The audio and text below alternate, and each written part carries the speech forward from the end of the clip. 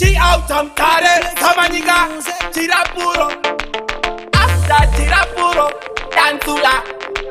Galasina Gypsy, Yokupa Tapa, Dingo Pisego Manoro Chaba, this is Chiquay in that Tapa, she's a melody take a Paka, Wasu Mimoti Eka,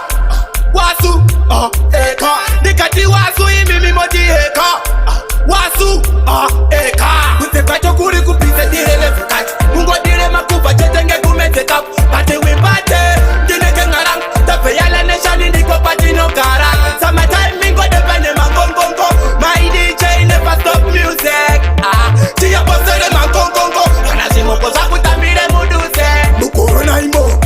tinga fenge nyota tiri mufati samate manja ufe kunzi pisa patch kunze pacho pakato tachaunga chipatch apa kuri kuhite panika pakasi tine makero akageza kati tetetere fresh and clean meponga ifefetere atita fari leze kuite pachekerere tode kutama wakomana vepacho nurekurise direle fukati ungo dire makupa chetenge kumeteka pate wipate tine kengarang tafe yale neshani niko patino kara sama time mingo depende mangongongo my DJ never stop music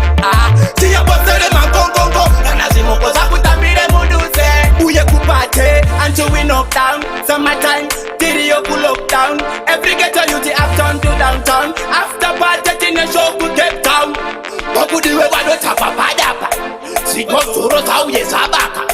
bakudiwe siboko sakadaka tiriba banditi twende kusadaka kusepacho kuri kupise direle fukati ungo dire makupa chetenge kumeteka pate wipate dine kengarang tape yala neshani ndiko patino kara summertime mingo depende mangongongo my DJ never stop music tiya posere mangongongo kanazimo koza kutambire muduse mukorona imbo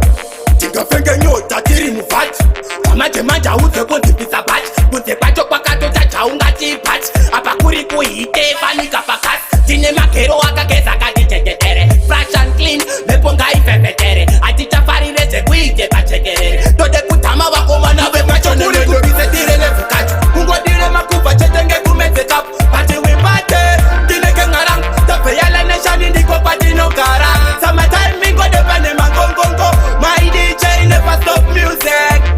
tiya posere mangongongo kanazimo koza kutambire muduse uye kupate until we knock down sama time video pull up down every ghetto youth uptown to downtown after party in a show to Cape Town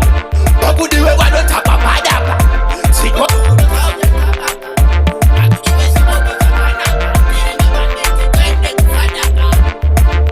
Black Shadow Music.